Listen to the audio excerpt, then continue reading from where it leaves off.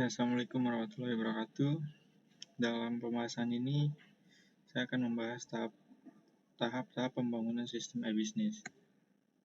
Visi dan prospek membangun e-bisnis. Membangun sistem e-bisnis bukan hanya mengkomputerisasi bisnis yang kemudian dihubungkan ke internet. Jika pemahaman itu yang menjadi landasan dalam pembangunan sistem e-bisnis, maka niscaya sistem itu sulit untuk bertahan.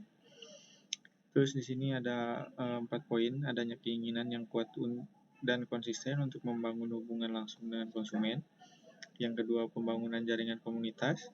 Yang ketiga, perluasan pasar. Yang keempat, masuk era persaingan global. Terus tahapan-tahapan pembentukan sistem e-bisnis.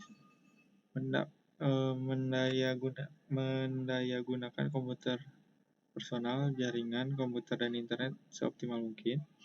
Membangun halaman web untuk jalinan komunikasi antar perusahaan dengan konsumen secara efektif dan fleksibel. Membangun si e-bisnis yang efektif. Mengembangkan yang bersifat interplatform. Pemodelan sistem e-bisnis. Membangun sebuah sistem yang besar dan sekompleks e-bisnis. Tim pembuat sistem perlu membuat model. Pemodelan tersebut menggambarkan aliran data yang akan diproses menjadi informasi. Aliran distribusi juga akan digambarkan. Dengan demikian, arus data informasi dapat terlihat secara jelas. Penggambaran pemodelan dapat menggunakan sistem flowchart atau biodiagram.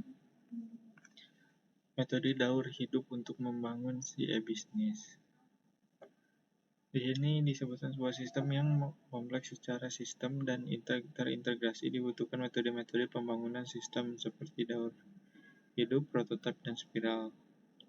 Dari ketiga macam metode tersebut, metode daur hidup cocok untuk pembangunan sistem e-bisnis karena memiliki beberapa karakteristik, yaitu proses dilakukan selangkah demi selangkah yang disertai dengan proses dokumentasi yang rapi. Metode daur hidup terdiri dari beberapa tahapan proses, yaitu tahapan perencanaan, analisa, perancangan, penerapan, evaluasi, penggunaan, dan pemeliharaan. Pada setiap tahapan dilakukan proses pendokumentasi atas segala yang dilakukan atau disepakati. Ini di sini ada tahapan perencanaan. Ini ada 3 poin untuk proses perencanaan sistem e-bisnis. Proposal TI untuk prioritas e-bisnis. Dilanjutkan untuk bisnis untuk e-bisnis atau investasi TI.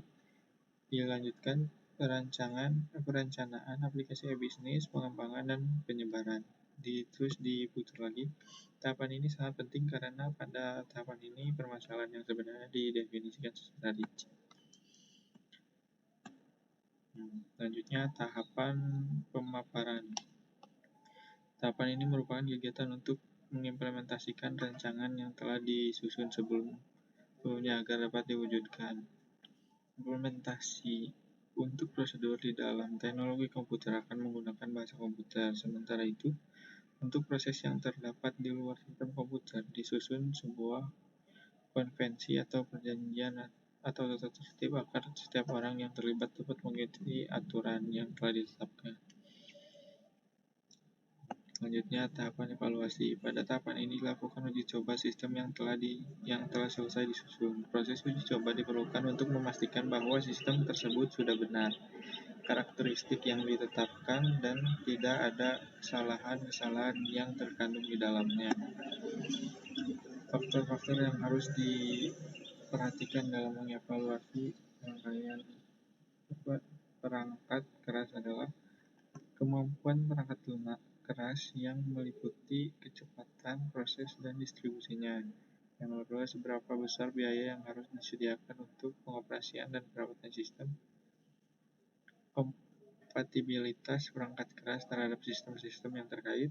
Seberapa lama teknologi yang digunakan akan dapat bertahan. Sejauh mana pilihan-pilihan terhadap komputer yang digunakan. Memperhatikan faktor-faktor ergonomik. Yang terakhir, tingkatan keadaan dalam skalabilitas jaringan komputer yang dibangun sebagai infrastruktur sistem tersebut.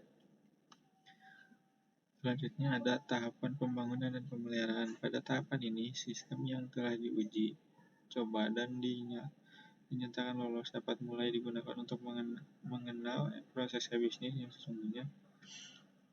Pemeliharaan sistem secara rutin dapat meliputi penataan ulang database, membackup data scanning virus. Sementara itu, pemeliharaan juga termasuk melakukan penyesuaian untuk menjaga kemutahiran sistem atau pembetulan atas kesalahan-kesalahan yang mungkin terjadi dan yang belum diketahui sebelumnya. Ini kayak pengembangan di